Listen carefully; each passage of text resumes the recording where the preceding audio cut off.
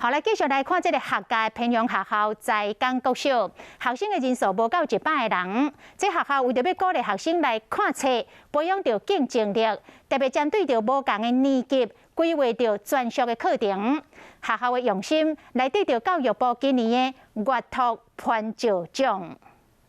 1年级的学生伫老师的带领读绘本，2年级的学生对老师读报纸，高年级的学生伫老师打造的阅读空间来看册。这就是提亚港国小的阅读风气。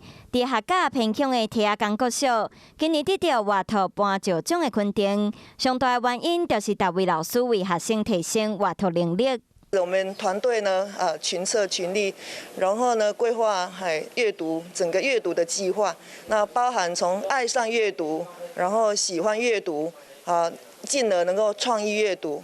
提亚港国小以沙白鱼庄漂册旁提亚港囡仔爱阅读做主题，当中嘛结合在地文化特色、沙白鱼、湿地、12部志等等在地特色，推出相关的绘本，让学生透过阅读熟悉家己的故乡。 沙白鱼蒸呢，就是一个鱼香。那鱼香飘的不只是鱼香，还有书香。那我们希望建构一个在偏远的一个小校中，学生呢能够透过阅读来翻转他们未来的一个机制。学校会继续加入在地文化伫教材，希望透过阅读，让偏乡的学生得到改变人生的机会。